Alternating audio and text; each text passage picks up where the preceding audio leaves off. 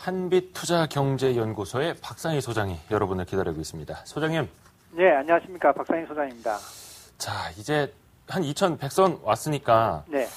2000선 뭐 초반선에 사신 분들은 뭐 차익 실현 어제 오늘 좀 하는 걸로 보입니다. 일단은 뭐 개인 투자자들의 그 데이터만 보면요. 네. 괜찮다라고 생각을 하십니까? 아니면은 지금도 꾸준히 좀 더 사 나가야 될 때라고 보십니까? 아마 단기적 관점에서 보시면요. 예. 제가 봤을 땐 6월 초까지는 좀 등락을 보이면서 현재 2100포인트가 그 내외가 1차적인 저항선 역할을 좀 할 것으로 생각은 좀 되고 있습니다. 그래서 시장을 볼 때 단기적으로 초단기적으로 볼 것이냐 아니면 좀 큰 흐름으로 볼 것이냐 하는 것이 이제 중요한데요. 저는 이제 엊그저께도 방송할 때 주식시장의 그 바닥을 잡는 법에 대해서 말씀드렸지 않습니까? 예. 그때 당시 이제 120일선이 깨지고 고점 대비해서 10% 하락하고 또 한 달 기간의 하락 기간 그리고 일부 핵심 그 주도주에 대한 그 기간의 손들 매매가 나오고 그런 여러 가지 조건이 형성됐을 때 거의 그 주가는 바닥권에 형성을 하게 된다라고 말씀드렸는데 때마침 이제 어제자로 이제 조정이 끝나고 이제 반등이 나왔습니다. 그런데 잠깐 제가 차트를 보면서 코스피 차트를 보면서 이제 그 부분에 대해서 좀 설명을 하겠습니다. 변동성은 저는 아직 남아 있다고 보는데요. 지금 현재 그림을 제가 좀 그려놨습니다. 차트를 보시게 되면은 지난 그 3월 달에도 이제 급락하고 나서 이제 반등 들어올 때 바로 주가가 돌아선 것은 아니고요. 한번 차례 반등 주고 나서 진통을 또 받습니다. 그리고 나서 이제 그야말로 이제 가바닥이 형성되고 진바닥이 형성되는 거죠. 그리고 나서 이제 상승 추세에 다시 돌아서는데 이번에도 역시 마찬가지가 아닌가 저는 이렇게 판단합니다. 그래서 아직까지는 시장 내부적으로 불확실성이 해소된 것은 아니고요. 또 시장 내부적으로 상승의 모멘텀이 강하게 나온 것도 아닙니다. 그래서 지금 주가는 이렇게 떨어지고 나서 반등을 하지만 아직은 바로 이거 치고 나갈 수 있는 여건은 안 된다 이렇게 보고 있고요. 당분간 조금 더 2100 전후에서 저항을 좀 받다가 좀 시간을 가지고 점진적으로 상승세로 돌아서지 않겠는가 이렇게 지금 현재 판단을 하고 있는 겁니다. 다만 여기서 우리가 좀 중요하게 봐야 될 것은 수급입니다. 외국인들이 지금 연이틀 주식을 사면서 오늘도 지금 현재 1000억 이상 사고 있습니다. 그런데 이제 이게 뭐냐면은 이 불확실성이 해소되지 않았고 또 그리고 상승의 모멘텀이 나오지 않았지만은 시장에서는 먼저 수급이 항상 앞서서 움직이는 게 시장의 특징입니다. 그래서 본격적인 상승은 6월 돼야지 이제 그 추세적으로 이제 상승이 이제 들었을 걸로 6월 이후에 들었을 걸로 보이긴 하지만 금방 말씀드린 대로 좀 짧게 본다면은 가격적으로 봤을 때 좀 변동성을 좀 감안해가지고 과거처럼 여러 범위 내에서 좀 단기 트레이딩을 조금씩 해도 됩니다. 2100 전후로 올라오면 팔고 밀리면 또 사고 하면 되는데요. 조금 길게 보는 입장에서 본다면 저는 오히려 고점에서 팔기보다는 밀릴 때마다 비중을 좀 늘려가지고 이후에 강한 상승세를 갖다가 더 노려서 나중에 파는 것이 더 이익이 아니겠는가 이렇게 지금 생각을 하고 있습니다. 여전히 길게 보고 주식을 매수해야 될 때다. 그렇죠. 뭐 기간조정 조금 단기간에는 예상을 하시지만 네. 그 등락을 다 잘 이용해서 수익을 계속 낼 수는 사실상 좀 없을 테고요. 뭐 힘든 네. 일이니까.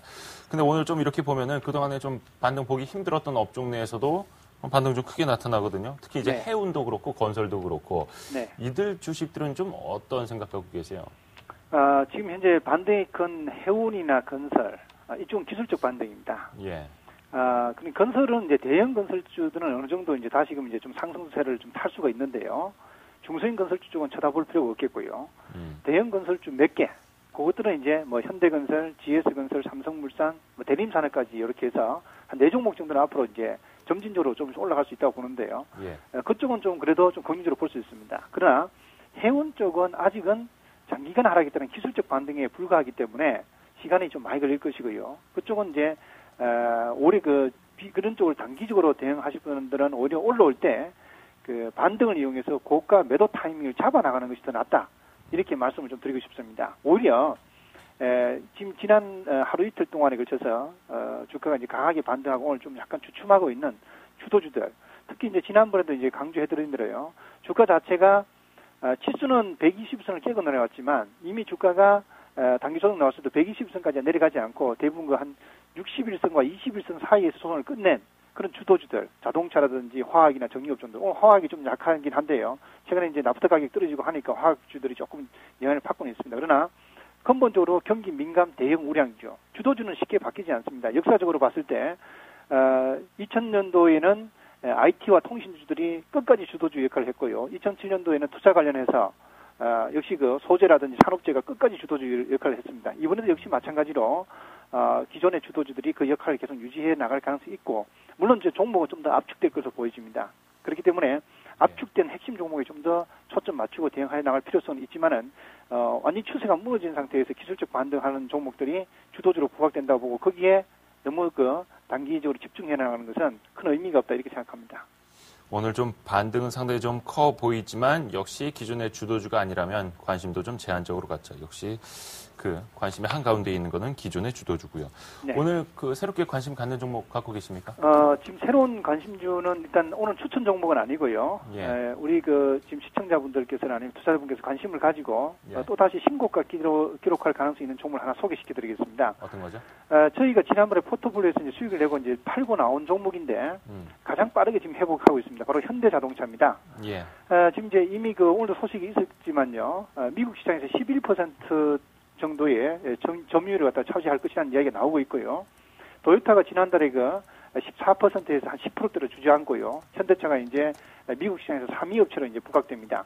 그리고 이제 중국 시장에서도 10%대 이제 그 점유율을 차지하기 시작했고요. 그래서 앞으로 이 성장세가 계속해서 이어질 것으로 보고 있습니다. 일본 업체들이 빠르게 지금 현재 회복이 된다고 하지만 역시 그 성장 그 가속도가 붙은 그 현대차, 기아차가 상당히 좋은 모습을 보여줄 것으로 보기 때문에 금년도에 실적 개선과 성장성을 감안해 봤을 때 다시금 제일 먼저 아마 또다시 이번 조정 끝나고 시장이 돌아설 때는 시장이 어느 정도 이제 시장 자체가 코스피 지수가 어느 정도 바닥을 치고 돌아서기 시작하면은요. 현대차나 자동차 관련 핵심 한 3인방 정도는 신고가가 나 있지 않을까 이렇게 판단됩니다. 그래서 저희 쪽에서도 지금 현재 포트폴리오에 기아차 편입해놨는데요. 지금 현재 에이스로 움직이는 것은 현대차입니다. 잠깐 차트를 한번 보겠습니다.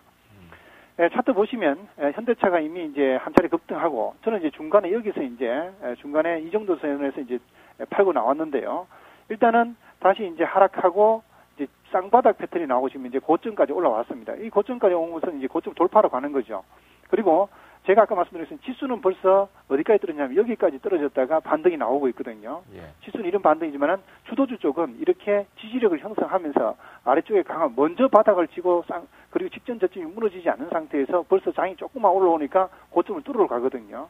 이런 종목들이 바로 주도주 역할을 해나갈 것이다라고 보고 있습니다. 그래서 현대차에 대해서는 매매 전략을 좀 세워드린다면은 뭐 직전 저점 가격인 22만 5천 원 이탈하지 않으면 보유하고 목표는 한 30만 원 목표로 해서 이번에 이제 고점 25만 원 뚫으면 한 30만 원 목표로 해서 한번 대응해 볼 만하다 이렇게 말씀드리고 싶고요. 매매는 뭐 오늘도 살 수 있는 기회가 있지만은 아마 다음 주 초반까지 해서 좀 변동성이 나올 때 그때 저점을 노려보는 것이 좋겠다 이렇게 말씀드리겠습니다. 알겠습니다. 네. 현대차를 관심권에 투자. 기존의 뭐 포트폴리오 안에는 말씀하신 것처럼 기아차가 계속해서 있었고요. 네. 신한지주, 삼성전자, 녹십자, 기아차, 현대중공업까지는 변함이 없는 거죠? 네, 일단 요 종목들은 그대로 유지해서 가겠습니다. 알겠습니다. 혹시나 뭐 기아차가 현대차로 바뀔 가능성도 있는 겁니까? 아닙니다. 어차피 같이 아니고. 간다고 보고 있습니다. 아하, 알겠습니다. 오늘 박상희 소장과 함께했습니다. 주말 잘 보내시고요. 고맙습니다. 네, 고맙습니다. 예, 감사합니다.